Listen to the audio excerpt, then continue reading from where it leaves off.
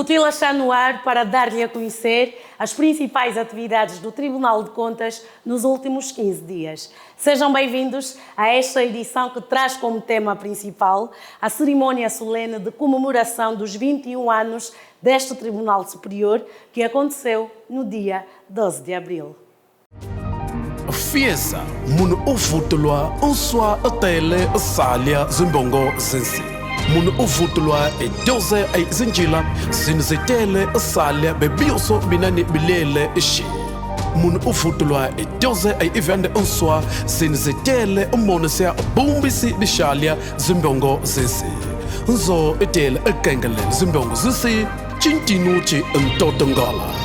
Apostemos na reposição da legalidade no uso dos dinheiros públicos, na reposição dos valores e princípios na gestão do erário público, na reposição da regularidade na prestação de contas. Tribunal de Contas, República de Angola.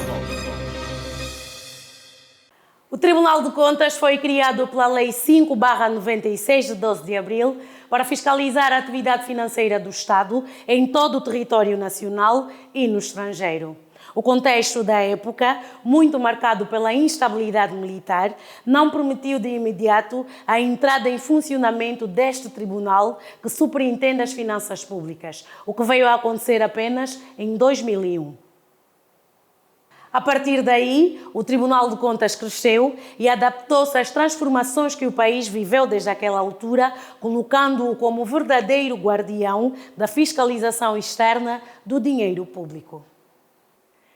Em 2010, foi aprovada a Lei 13/10 de 9 de julho para conformar a legislação e o funcionamento deste tribunal à Constituição da República, que foi aprovada no mesmo ano.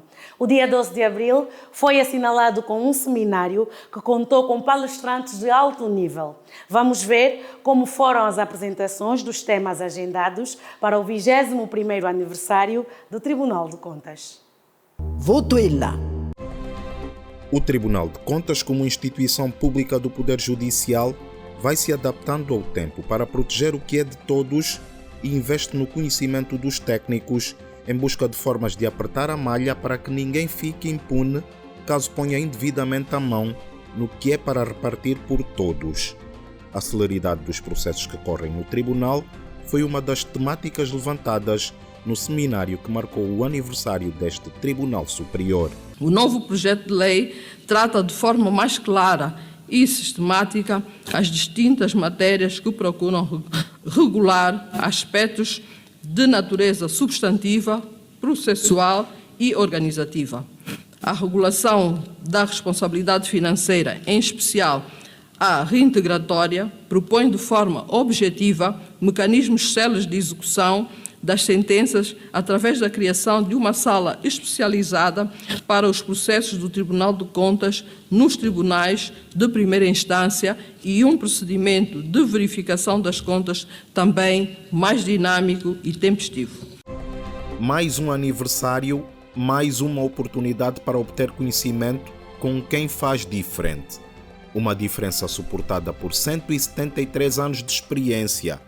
O Tribunal de Contas de Portugal tem com certeza muito para partilhar, quanto mais não seja pelo seu percurso de quase 200 anos.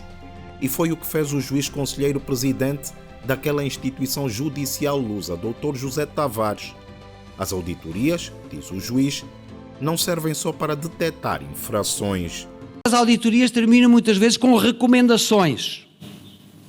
Não sei se aqui em Angola também acontece o que acontece com alguns gestores públicos em Portugal, que dizem assim, o Tribunal limitou-se a fazer umas recomendações. Portanto, ou seja, estou descansado que esta recomendação não vale pouco. E eu digo assim, quando receberem uma recomendação, parem, porque uma recomendação é muito mais forte do que uma ordem. As ordens é que são fáceis, não é? Eu cumpro a ordem. Quem é o responsável? Quem me deu a ordem. Não é? Na recomendação, quem é responsável é quem emite a ordem, portanto, os tribunais de contas.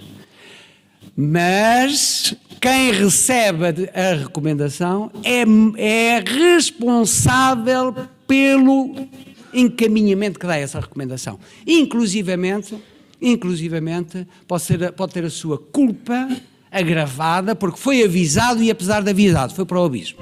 Os gestores públicos devem ter um regime uniforme de responsabilidade financeira com base num regime processual simples para que a justiça seja feita no tempo certo e os processos não fiquem encalhados nos tribunais. Um gestor público não prestou contas em tempo ao tribunal. Não prestou contas em tempo. E o tribunal disse: meu caro senhor, porquê é que não prestou contas? E tal, isto aqui é uma grande desorganização, na minha e tal, e ainda não pude. E o tribunal aplicou-lhe uma multa. Aplicou-lhe uma multa e dizendo: tem 10 dias para apresentar a conta sob pena de desobediência ao tribunal. Dos autarcas em Portugal, a não prestação de contas é uma infração gravíssima e que pode originar perda de mandato. Então o Ministério Público intentou uma ação no Tribunal Administrativo para perda de mandato daquela autarca e realmente perdeu o mandato. O juiz conselheiro presidente do Tribunal de Contas de Portugal partilhou a experiência da eficácia da responsabilidade financeira na gestão das finanças públicas com juízes e funcionários do Tribunal de Contas e convidados. Voto Ela. O espaço dedicado aos telespectadores é já a seguir. Vamos à rubrica Vez e Voz do Cidadão. Voto Ela.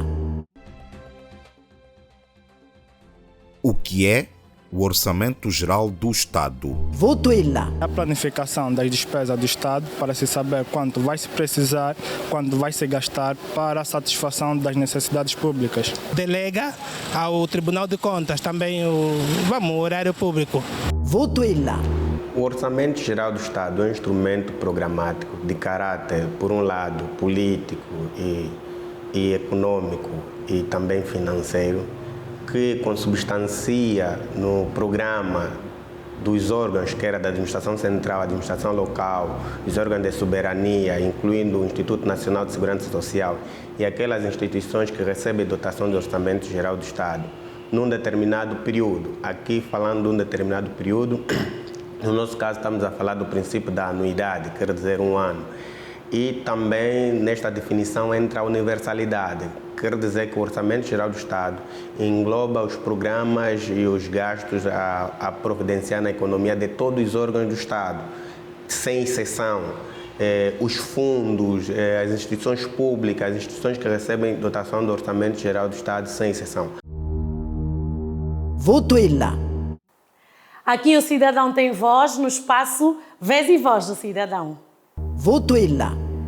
O venerando juiz conselheiro Rigoberto Cambovo e o doutor Carlos Feijó, membros da Comissão da Reforma da Justiça e do Direito, apresentaram o projeto de revisão da Lei Orgânica e do Processo do Tribunal de Contas. Voto Ela.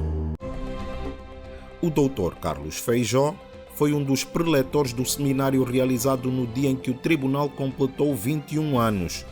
O jurista, que participou no processo de criação do Tribunal de Contas, no início dos anos 90, falou da evolução das leis que regulam a atuação deste órgão e da proposta de revisão da atual lei orgânica, já aprovada pela Comissão da Reforma da Justiça e do Direito.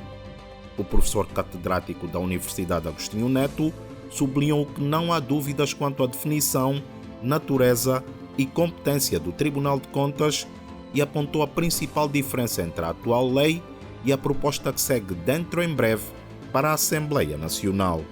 Eu acho que a principal alteração que nós vamos ter é, como decorre da própria proposta, e isto é muito significativo por causa da necessidade do aumento do número de juízes, é o desdobramento da Câmara da Fiscalização concomitante e sucessiva em 2 subcomissões, ou melhor, em 2 secções.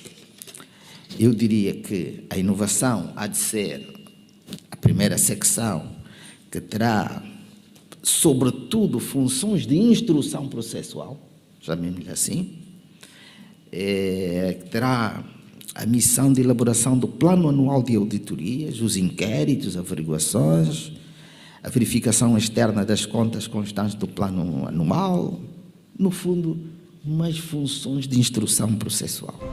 Mesmo com a revisão pontual da Constituição, aprovada recentemente, o Tribunal de Contas continua a ser o guardião da legalidade das finanças públicas em Angola.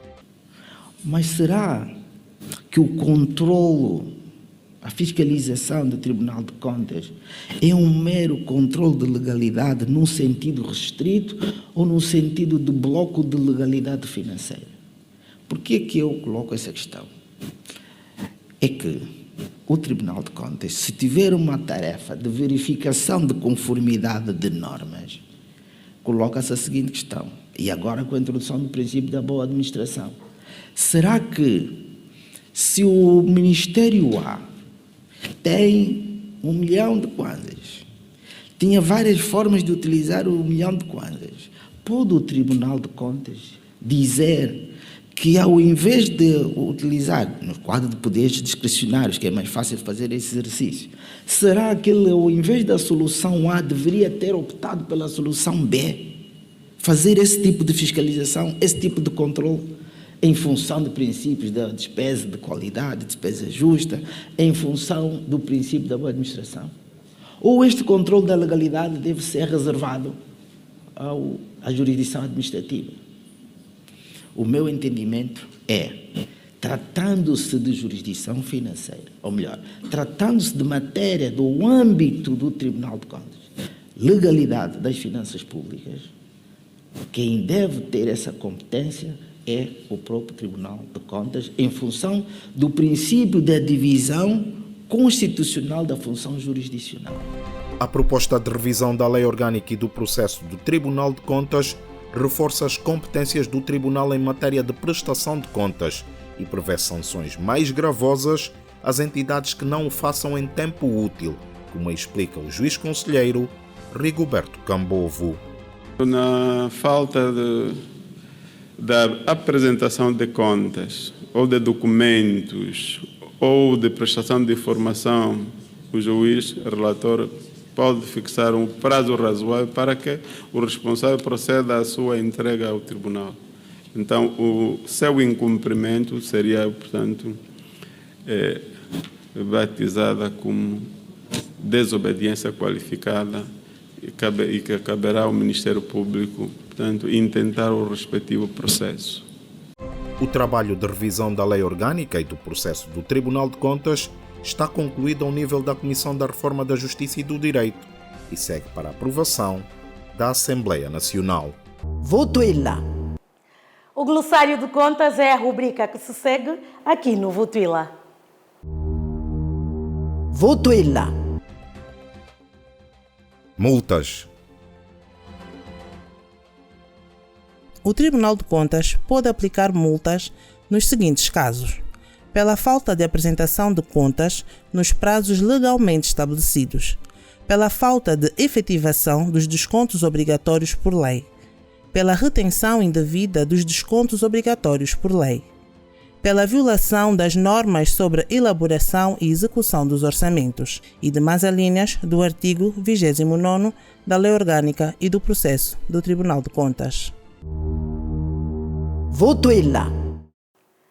O mundo está a recuperar de 2 anos de pandemia causada pela Covid-19. Um problema de saúde pública à escala mundial que trouxe imensos desafios à economia global. Como financiar os orçamentos com as trocas comerciais em baixa e os mercados a ressentirem-se do choque causado pela doença é um assunto que ainda preocupa os economistas. Mas há países que, face às circunstâncias adversas, encontraram alternativas, como nos diz a doutora Maria Andrade, conselheira sénior do Programa das Nações Unidas para o Desenvolvimento. Votuila. O impacto da pandemia da Covid-19 no financiamento de políticas públicas nos PALOP, visto na perspectiva orçamental, foi um dos temas apresentados no seminário que assinalou o 21º aniversário da Corte de Contas de Angola. Os funcionários e convidados que estiveram no seminário ouviram a doutora Maria Andrade, conselheira sénior do Programa das Nações Unidas para o Desenvolvimento, explicar como alguns países de língua oficial portuguesa financiaram os seus orçamentos sem recurso às habituais fontes, como o petróleo, por exemplo. A estratégia da saída da crise foi, sobretudo, a diversificação econômica. Mas em termos de implementação da política fiscal, sobretudo por causa dessa inexistência de espaço fiscal e pelo facto dos países estarem extremamente endividados, houve estratégias diferenciadas para cada um dos países.